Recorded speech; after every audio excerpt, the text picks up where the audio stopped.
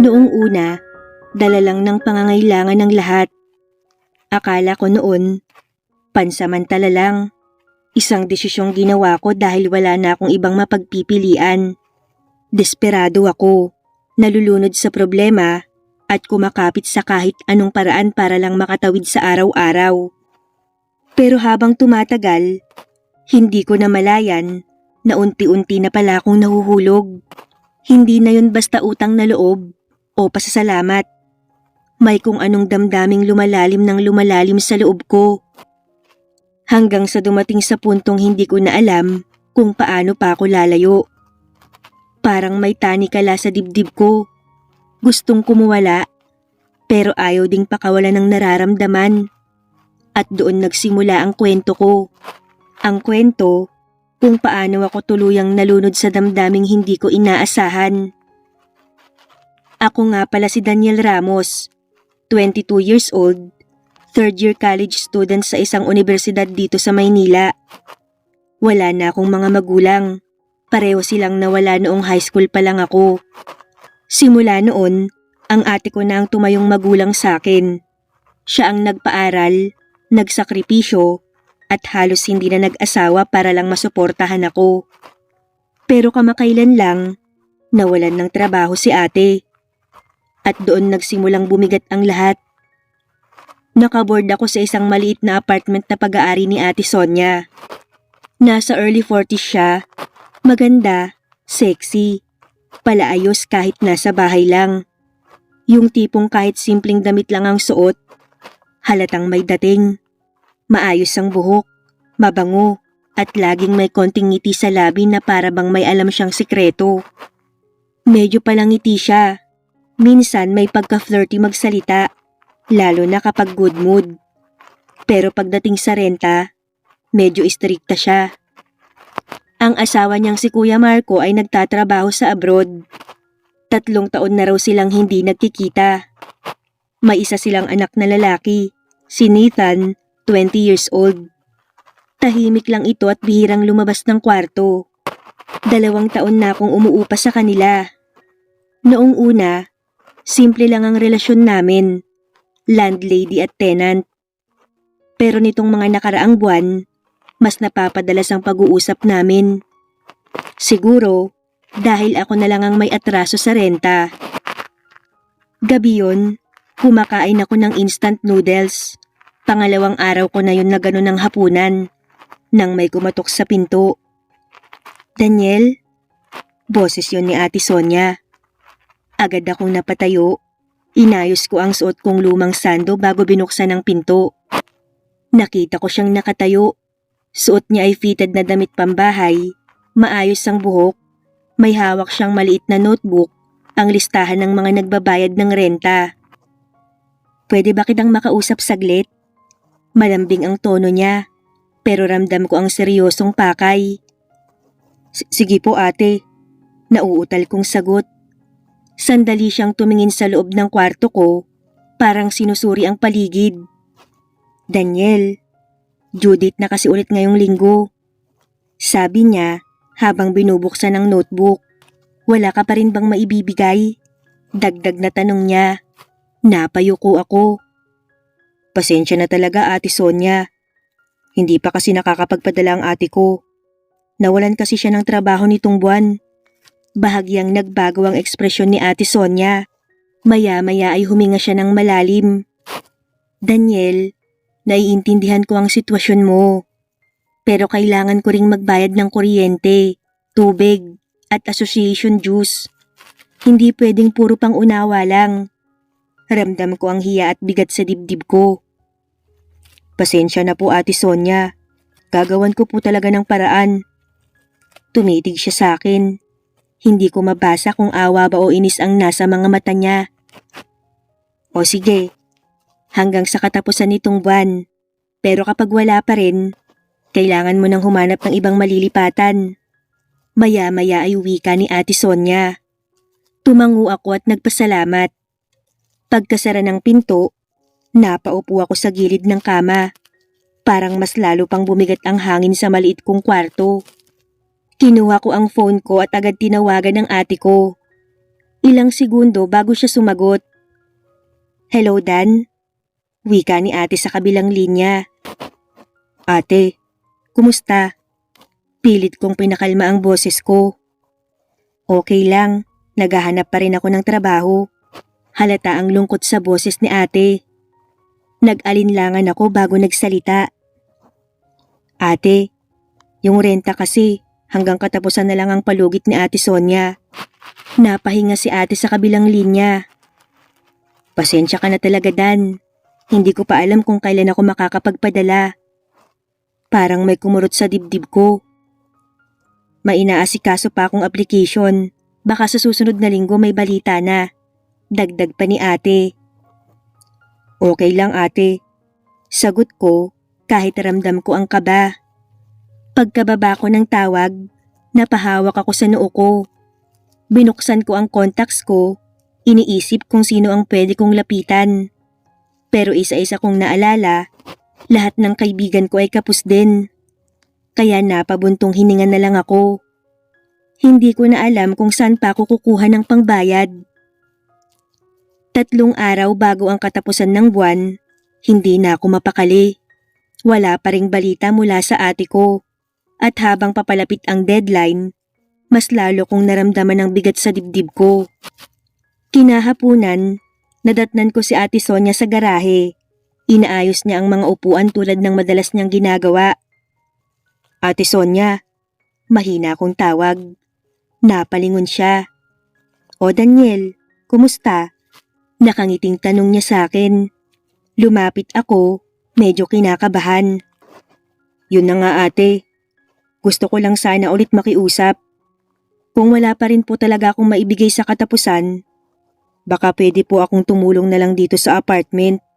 Maglinis, mag-ayos, kahit ano po, kahit bawas lang sa renta. Sandali siyang natahimik bago bahagyang umiling. Daniel, hindi naman sa ayaw ko, pero kaya ko naman ang mga trabaho dito. At isa pa, tumutulong din sa akin si Nathan. Napayuko ako sa sagot ni Ate Sonia. Sige po ate, nagbabaka sakali lang. Gagawan ko na lang po ng paraan. Nanlulumong wika ko. Bago ako tuluyang umalis, muli siyang nagsalita. Daniel, siguraduhin mo na lang na makakapagbayad ka sa katapusan ha. Tumango na lang ako kahit hindi ko alam kung paano ko yun gagawin. Habang naglalakad pabalik sa kwarto ko, pakiramdam ko, bawat hakbang ay mas bumibigat. Umaasa na lang ako na magkakaroon ng himala. Pagpasok ko sa kwarto, agad akong napaupo sa kama. Tahimik ang paligid, pero ang isip ko ay magulo. 3 araw. 3 araw na lang ang pagitan ko sa deadline. Kinuha ko ulit ang phone ko at tinignan kong may bagong message mula sa ate ko. Pero wala pa rin. Napabuntong hininga ako at napahiga sa kama. Nakatitig sa kisame. Baka bukas may balita na. Bulong ko sa sarili ko kahit hindi ako sigurado. Sa isip ko, kung may kahit maliit na pagkakataon na makahanap ako ng paraan, kakapitan ko na yun. Kinagabihan, lumabas ako ng kwarto para uminom ng tubig. Tahimik na ang buong apartment. Tanging ilaw sa hallway ang nakabukas, nagbibigay ng maputlang liwanag sa makitid na pasilyo. Habang papunta ako sa kusina, napansin kong may dumaan sa gilid ng mata ko. Si Ate Sonia. Hindi niya ako nakita dahil kasisimula ko lang lumabas ng kwarto ko at bahagya akong natabunan ng pader. Nakasuot siya ng manipis na pambahay at may hawak na phone. Mabilis ang lakad niya, parang may pupuntahan. Na-curious ako. Gabi na yon at halos mag-aalas 12 na. Tahimik na rin ang karamihan sa mga umuupa. Dahil sa kung anong dahilan na hindi ko rin maipaliwanag, napasunod ako sa kanya ng marahan.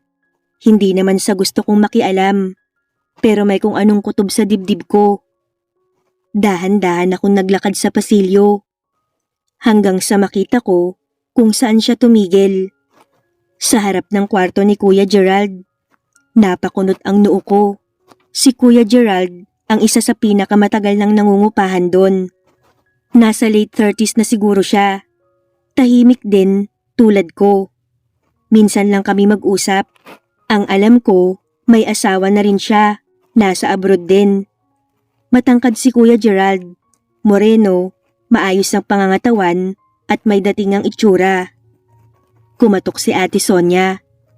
Pagkatapos ng ilang segundo, bumukas ang pinto. Hindi ko na marinig ang usapan nila dahil mahina ang boses nila. Akala ko nga sandali lang silang mag-uusap. Baka tungkol lang sa renta o kung anumang problema sa bahay. Pero biglang may nangyari na hindi ko inaasahan.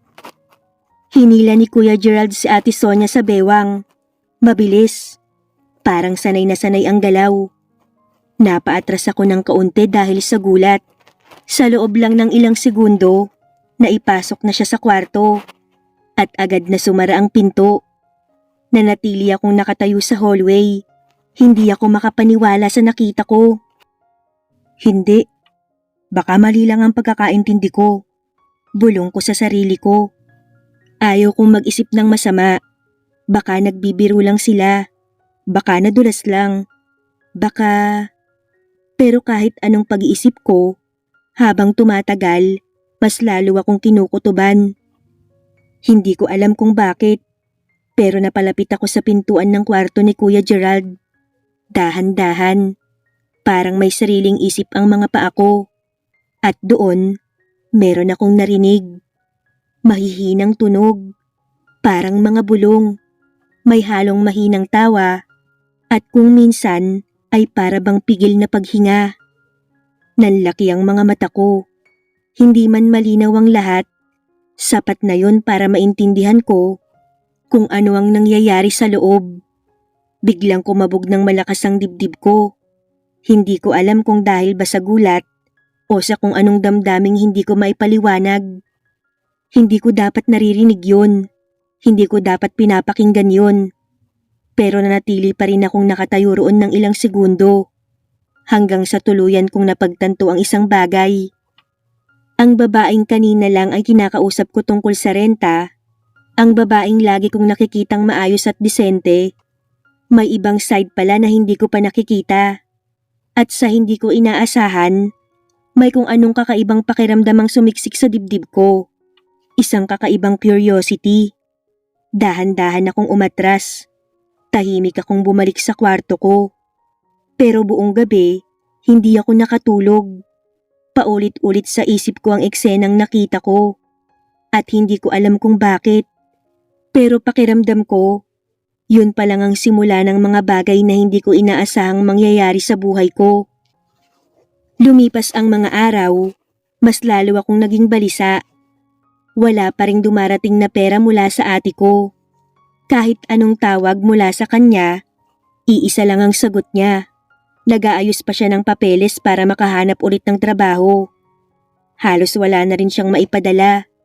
Ibig sabihin, wala pa rin akong pambayad ng renta.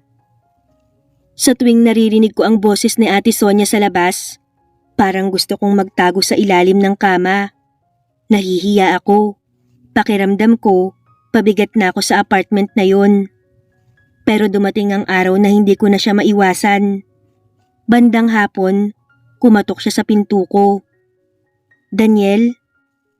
Pagkarinig ko pa lang ng boses niya, alam ko na kung tungkol saan yun.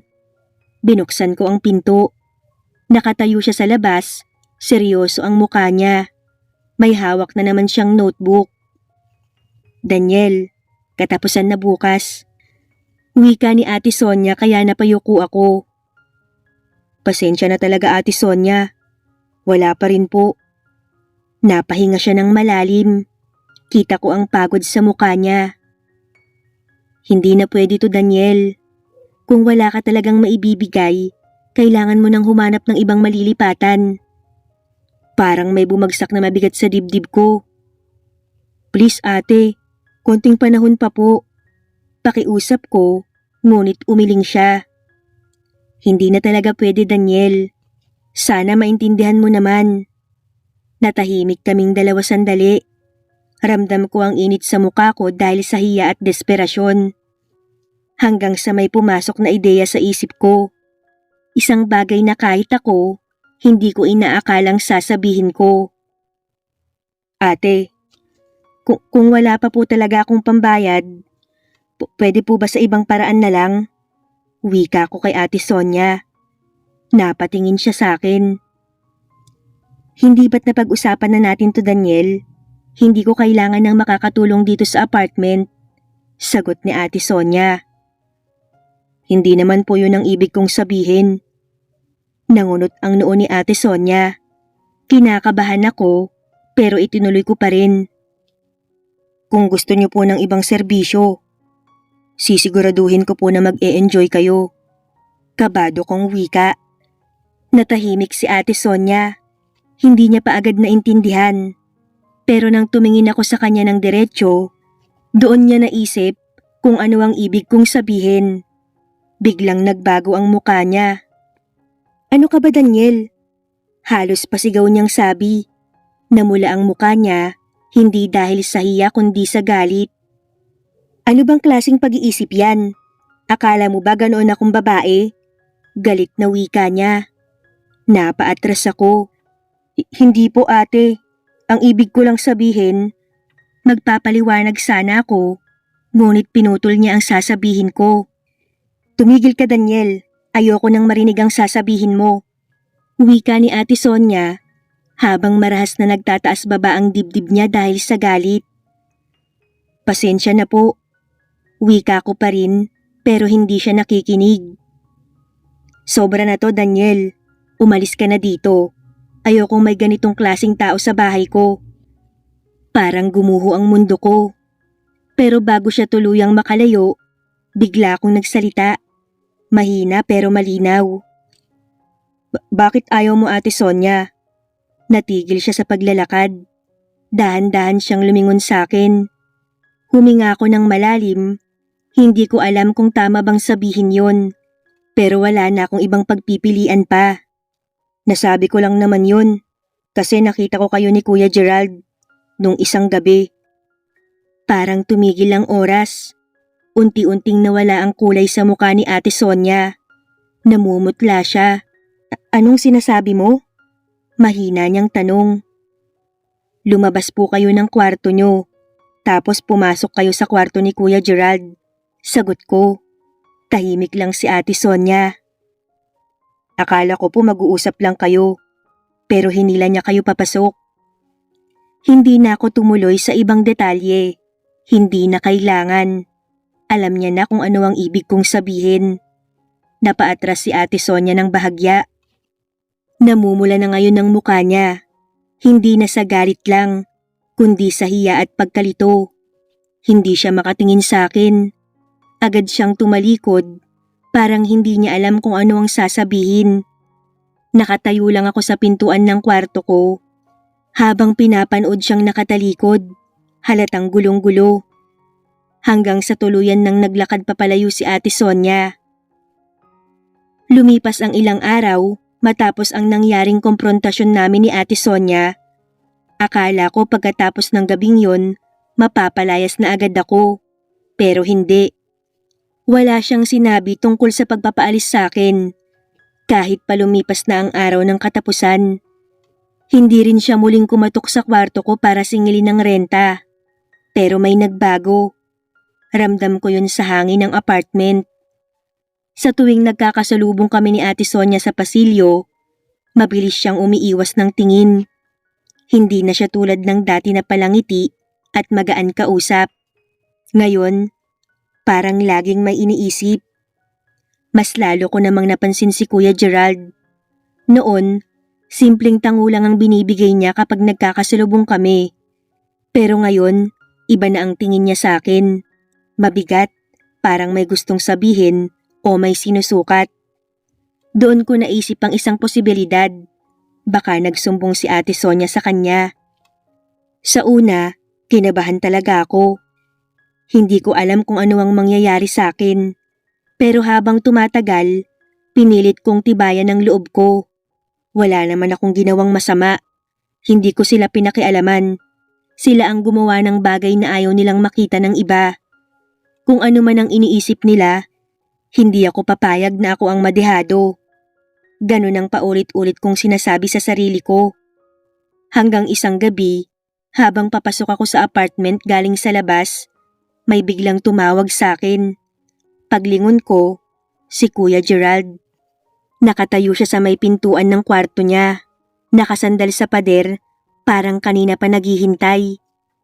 Kuya, sagot ko naman. Lumapit si Kuya Gerald ng kaunti. Tahimik lang ang mukha niya, pero may kakaibang ngiti sa gilid ng labi.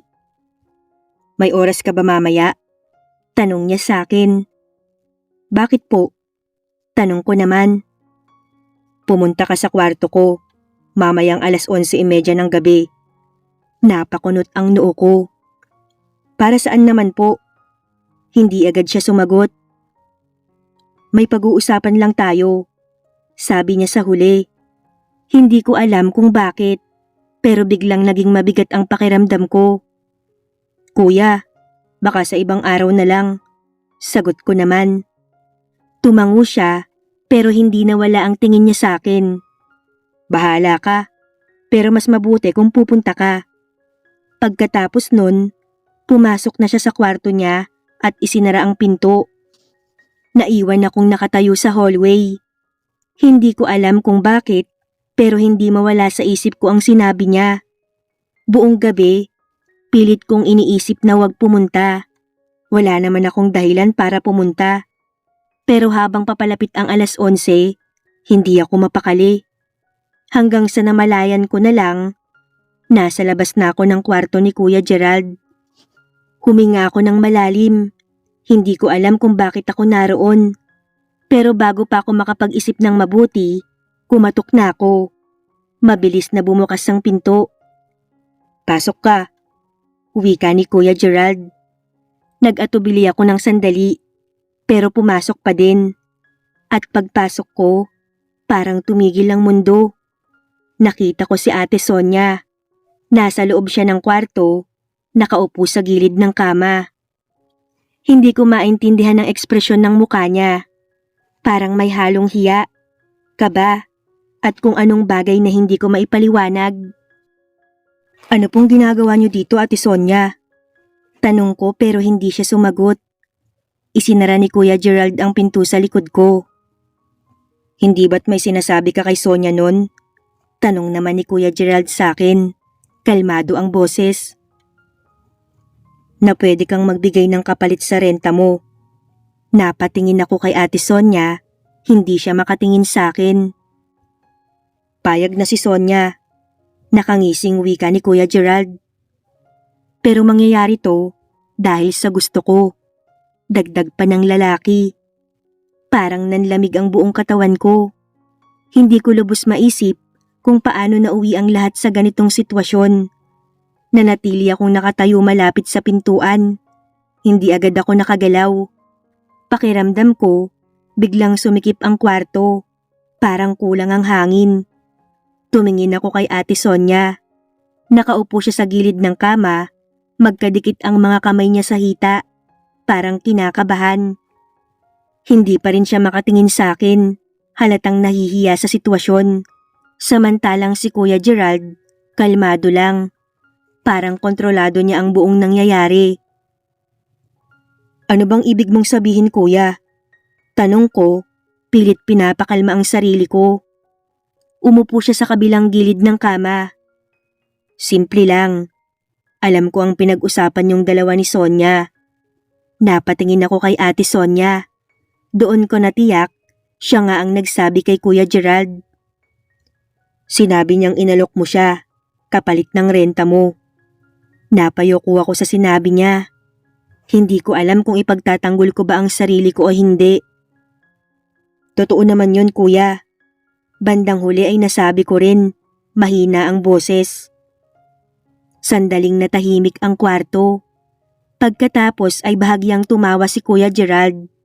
Hindi malakas, pero sapat para mas lalo akong kabahan. Alam mo, noong una nagalit ako. Wika niya at tumingin sa akin. Pero pagkatapos kong pag-isipan, naisip ko na baka may punto ka rin. Hindi ko maintindihan ang ibig niyang sabihin. hanggang sa nagsalita siya ulit. Pareho kaming may asawa sa abroad ni Sonia at pareho ring matagal na kaming walang kasama.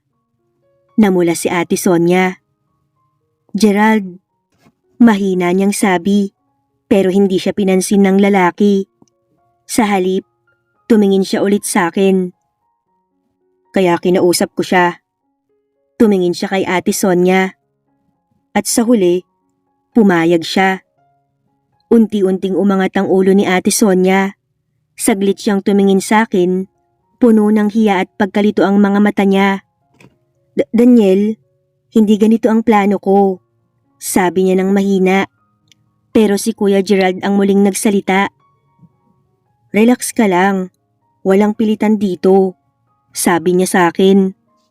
Kung ayaw mo, pwede kang umalis.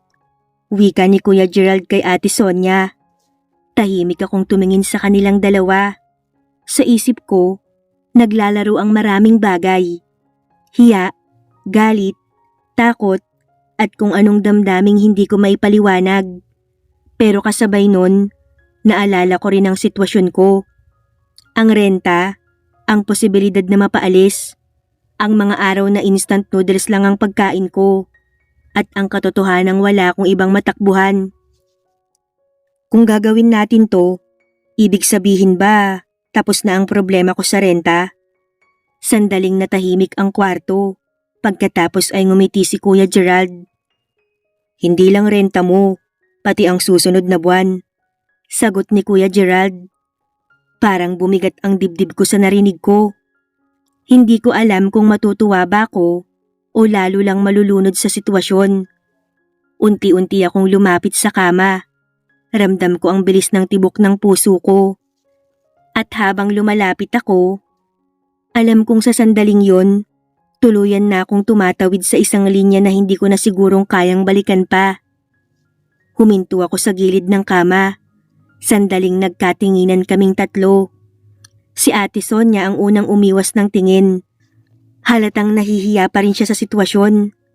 Hindi ito tulad ng nakita kong eksena noon sa kwarto ni Kuya Gerald.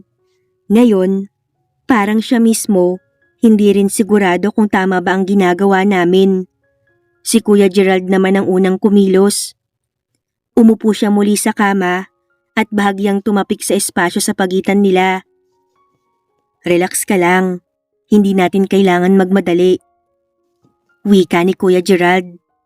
Hindi agad ako umupo, pero ilang segundo lang ang lumipas. Naramdaman kong parang wala na ring saysayang pag-atras pa. Kaya dahan-dahan akong umupo. Napakalapit namin ni Ate Sonia. Halos maramdaman ko ang init ng balat niya. Bahagya siyang napapikit, parang pinipilit pakalmahin ang sarili. Daniel, mahina niyang sabi, parang nag-aalangan pa rin. Hindi ko rin alam kung ano ang sasabihin. Pero si Kuya Gerald ang tila nagdidikta ng ritmo ng lahat. Hindi siya nagmadali. Parang alam niyang kung pipilitin niya ang sitwasyon, mas lalo lang kaming maiilang. Sa halip, pinagaan niya ang hangin sa kwarto. Nagbiro pa nga siya sandali. Parang sinusubukang ipaalala na pareho lang kaming mga taong matagal nang kulang sa lambing. Unti-unting nawala ang matinding kaba. May mga sandaling tahimik lang kaming tatlo. May mga sandali ring may mahinang tawa. Parang kakaibang sitwasyon na hindi ko rin akalain na mangyayari sa buhay ko. Si Ate Sonia, kahit halatang nahihiya, unti-unti ring bumigay sa tawag ng tukso. Hindi ko na maipaliwanag kung paano nagpatuloy ang gabi. Walang malinaw na sandali kung kailan eksaktong nagbago ang lahat. Basta na lang nangyari. Kinabukasan, parang bumalik sa dati ang lahat. Nagising ako sa kwarto ko na parang walang nangyari. Sa kusina, nakita ko si Ate Sonia na nagtitimpla ng kape. Nang magkasalubong ang mga mata namin, saglit siyang natigilan. Pero pagkatapos ng ilang segundo, ngumiti siya. Good morning, Daniel. Bati niya na parang normal lang. Good morning po, sagot ko naman. Wala siyang binanggit tungkol sa renta. Wala rin akong sinabi. Maya-maya, dumaan si Kuya Gerald sa kusina. Tumango lang siya sa akin. At tulad ni Ate Sonia, parang wala ring espesyal na nangyari. Sa unang tingin, bumalik nga sa normal ang lahat. Pero alam ko sa sarili ko, malaki ang nagbago. Lumipas ang ilang linggo matapos ang gabing yon. Akala ko noon, isang beses lang mangyayari ang lahat. Isang gabing dala ng pagkakataon, ng kahinaan at ng sitwasyon. Pero nagkamali ako. Isang gabi habang nasa kwarto ako at nagre-review para sa exam, merong kumatok. Mahina lang pero ewan ko ba, biglang kumabog ang dibdib ko. Pagbukas ko ng pinto, si Ate Sonia ang nasa harap ko. Hindi siya nagsalita agad. Sandali lang niya akong tiningnan. "Daniel, may oras ka ba?" Mahina niyang tanong sa akin. Napakunot ako ng noo. "Bakit po?" Tanong ko naman. Saglit siyang nag-alinlangan bago sumagot. "Kung pwede, pumunta ko ulit sa kwarto ni Gerald." Naramdaman kong bumilis ang tibok ng puso ko. Ngayon po?" Nauutal kong tanong. Tumango siya, pagkatapos ay umalis na rin. Hindi na ako hinintay na sumagot. At tulad ng unang beses, natagpuan ko na lang ang sarili ko na naglalakad sa hallway ng apartment. Pagdating ko sa pinto ni Kuya Gerald, sandali akong huminto. Parang gusto kong umatras. Pero bago pa ako makapag-isip ng maayos, bumukas na ang pinto. Si Kuya Gerald ang nagbukas ng pinto. Maluwang ang ngisi sa labi. Hawak niya naman sa bewang si Ate Sonia na nakangiti rin. Tila mas kampante na kaysa noong unang beses. Hindi na tulad nun na may halong kaba at pag-aalinlangan ng lahat. Ngayon, parang mas malinaw ang pagkasabik sa kanilang mga muka. Nag-enjoy daw si Sonia last time, kaya gusto niyang maulit. Wika ni Kuya Gerald. Bahagyang napangiti si Ate Sonia, tila nahihiya, pero hindi rin umangal sa sinabi ng lalaki. Bago pa ako makasagot, hinila siya ni Kuya Gerald palapit at hinalikan sa harap ko. Parang sinasadya niyang ipakita na komportable na sila sa sitwasyon. Ako naman ay agad naramdaman ang init ng katawan. At bago pa ako makapagsalita, hinila na ako ni Ate Sonia papasok sa kwarto. At muli, naulit ang mainit na sandali sa pagitan naming tatlo. Mula noon, madalas na akong nagagawi sa kwarto ni Kuya Gerald. May mga gabing si Kuya Gerald ang nag-aaya. May mga gabing si Ate Sonia mismo ang kumakausap sa akin. Unti-unti, parang naging bahagi na yun ng kakaibang sistema namin. Sa simula, pilit kong kinukumbinsi ang sarili ko. Kailangan ko lang sumabay sa agos, para sa renta, para sa pagkain, para matapos ko ang pag-aaral ko. Sumabay lang ako sa takbo ng pangyayari. Ganon ang paulit-ulit kong sinasabi sa sarili ko. Pero habang tumatagal, may nagbago. Hindi na lang yun basta pangangailangan. At isang umaga, habang naglalakad ako papuntang universidad, bigla kong napagtanto ang isang bagay na hindi ko inaasahan. May espesyal na nararamdaman na ako para sa kanya.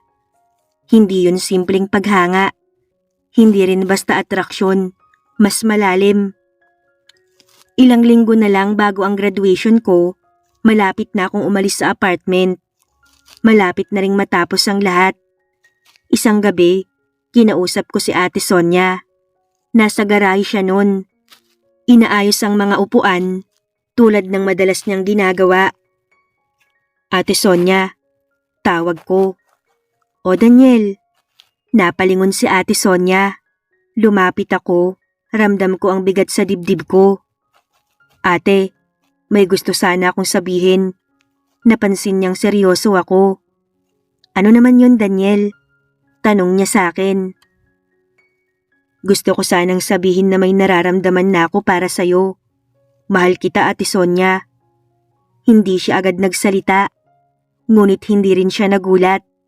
Sa halip, parang matagal niya nang inaasahan na darating ang usapang yun. Napabuntong hininga siya. Umupo siya sa isang upuan sa garahe at pinaupo rin ako sa tabi niya. Daniel, nalilito ka lang. Bata ka pa at mabilis matangay sa mga nangyayari, lalo na sa ginagawa natin. Magiging totoo lang ako sa'yo ha. Sumabay lang din ako sa nangyari. Parang may kumurot sa dibdib ko sa sinabi ni Ate Sonia. Pakiramdam ko, hindi niya sineseryoso ang nararamdaman ko. Alam mo naman ang sitwasyon. Ikaw, may alam ka tungkol sa amin ni Gerald. Noong una natakot talaga ako dahil may alam ka. Paano kung ipagkalat mo? Pero naisip ko yung alok mo sa akin. Kaya pumayag ako na isali ka sa setup namin ni Gerald. Para walang maging problema. Para hindi ka magsalita. Mas lalo akong natahimik. Pero hindi ibig sabihin nun na ginamit ka lang namin.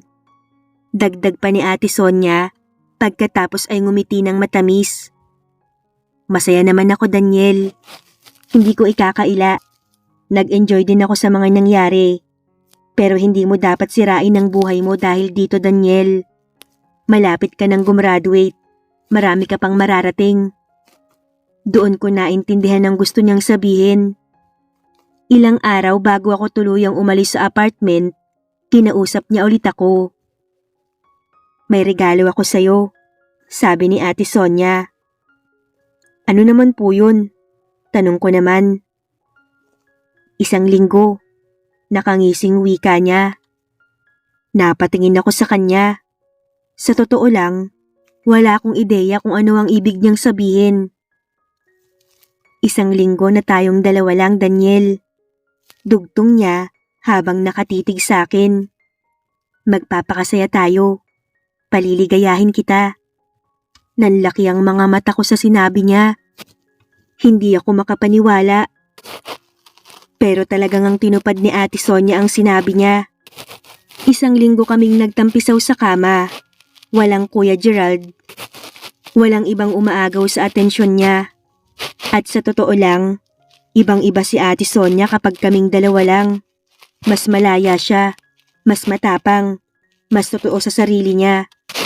Mali man kung mali ang nangyari sa pagitan namin, hindi ko maitatanggi. Yun ang isa sa mga pinakamatinding karanasan sa buhay ko. 1 linggo na parang ayaw ko nang matapos. Pero tulad ng mga bagay, dumadating din ang huling araw. Noong araw na aalis na ako, tahimik lang kaming dalawa. Walang madramang salita, walang mahabang paalam. Ngumiti lang siya sa akin. Mag-iingat ka sa buhay mo, Daniel, sabi niya. Paglabas ko ng apartment na yon, alam kong may bahagi ng buhay ko na kailangang manatili na lang sa alaala. Isang bahagi na maaring tawaging makasalanan ng iba. Pero para sa akin, isa yun sa mga karanasang humubog sa kung sino ako. At habang naglalakad ako palayo, dala ko ang isang lihim na hindi na kailanman mauulit. Isang magandang alaala na tuluyan kong ibinaon sa nakaraan.